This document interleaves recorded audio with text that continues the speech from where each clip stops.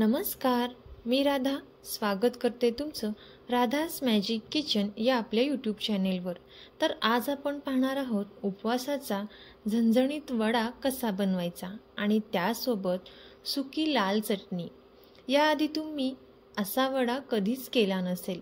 अगदी बाहेरून कुरकुरीत आणि आतून मऊ असा हा उपवासाचा मस्त झणझणीत बटाटा वडा।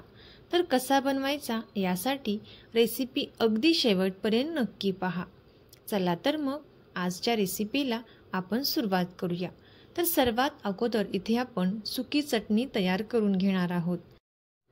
तर यासाठी इथे आपल्याला एका मिक्सरच्या भांड्यामध्ये 1 वाटी भाजून घेतलेले शेंगदाणे, लाल मिरची पावडर, चवीपुरते मीठ घालून घ्यायचं आहे। त्यानंतर एक अर्धा चमचा जिरे घालून घ्यायचं आहे आणि हे मिक्सरला इथे आपण बारीक करून घेणार आहोत। आता हे बारीक करून घेतल्यानंतर पाहू शकता तुम्ही या पद्धतीची ही सुकी चटणी इथे तयार झालेली आहे। आता ही तयार केलेली चटणी आपण इथे एका वाटीमध्ये काढून घेतलेली आहे। आपण ही सुकी चटणी एका साईडला ठेवून देणार आहोत। यानंतर इथे आपल्याला वडे तयार करण्यासाठी घ्यायचे आहेत। इथे मी एका बाउलमध्ये एक 5 ते 6 बटाटे उकडलेले घेतलेले आहेत। आता हे उकडून घेतलेले बटाटे इथे आपण एका ग्लासच्या साहाय्याने थोडेसे स्मॅश करून घेणार आहोत। अगदीच पूर्ण आपल्याला हे बटाटे बारीक असे करून घ्यायचे नाहीत। थोडेसे क्रशमध्ये इथे आपल्याला हे बटाटे या पद्धतीने स्मॅश करून घ्यायचे आहेत। तोपर्यंत जर तुम्ही आपल्या चॅनलवरती नवीन आला असाल तर नक्कीच आपल्या चॅनलला सबस्क्राईब करा आणि सबस्क्राईबच्या पुढचे बेल आयकॉनचे बटन दाबा, जेणेकरून इथून पुढच्या छान छान रेसिपीज सर्वात अगोदर तुम्हाला पाहायला भेटतील। आता इथे आपण हे बटाटे चांगले स्मॅश करून घेतलेले आहेत। यामध्ये आपल्याला बारीक करून घेतलेली मिरचीची पेस्ट यामध्ये घालायची आहे। इथे मी 1 ते 1.5 चमचा बारीक करून घेतलेली मिरची यामध्ये घातलेली आहे। जर तुम्ही उपवासाला हळद किंवा कोथिंबीर खात असाल तर यामध्ये घातली तरी सुद्धा चालेल, पण इथे मी फक्त बारीक करून घेतलेली मिरचीची पेस्ट यामध्ये घातलेली आहे। आता यानंतर यामध्ये आपल्याला चवीपुरते मीठ घालून घ्यायचं आहे। इथे मी अर्धा चमचा मीठ यामध्ये घातलेला आहे। मीठ इथे तुम्ही तुमच्या आवडीनुसार कमी जास्त करू शकता। आता इथे आपण हे चांगले मिक्स करून घेणार आहोत।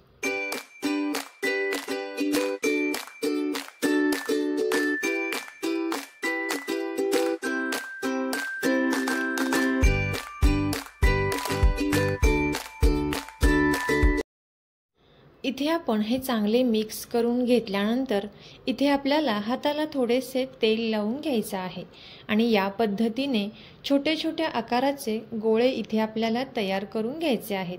लक्षात ठेवा, इथे आपल्याला हे बटाट्याचे वडे करताना छोटे छोटे असे तयार करून घ्यायचे आहेत। आता याच पद्धतीने मी बाकीचे सुद्धा वडे इथे तयार करून घेतलेले आहेत। आता इथे आपण बॅटर तयार करायला घेणार आहोत। एका बाउलमध्ये इथे मी शिंगाड्याचे पीठ घेतलेलं आहे। 1 कप शिंगाड्याचे पीठ इथे आपण घेतलेलं आहे आणि यामध्ये आपल्याला 2 ते 3 चमचे उपवासाच्या भाजणीचे पीठ घालायचं आहे। चवीपुरते मीठ आपण यामध्ये घातलेलं आहे आणि 2 ते 3 चमचे लाल मिरची पावडर यामध्ये घातलेली आहे। आता आपण हे चांगले मिक्स करून घेणार आहोत। 2 ते 3 मिनिटांपर्यंत इथे आपण हे चांगले मिक्स करून घेतलेलं आहे। आता यामध्ये आपल्याला पाणी घालून घ्यायचं आहे। लक्षात ठेवा, इथे आपल्याला सुरुवातीला एकदम जास्त पाणी यामध्ये घालायचं नाही। आता सुरुवातीला इथे आपण अर्धा कप पाणी यामध्ये घालून घेतलेलं आहे आणि हे थोडंसं मिक्स करून घेतलेलं आहे आणि पुन्हा एकदा इथे आपण अर्धा कप पाणी घालून हे चांगलं मिक्स करून घ्यायचं आहे। ज्या पद्धतीने आपण वडापावसाठी बेसनचे बॅटर तयार करून घेतो त्याच पद्धतीने इथे आपल्याला हे बॅटर तयार करून घ्यायचं आहे। आता इथे मला टोटल 1 कप पाण्याचा वापर लागलेला आहे।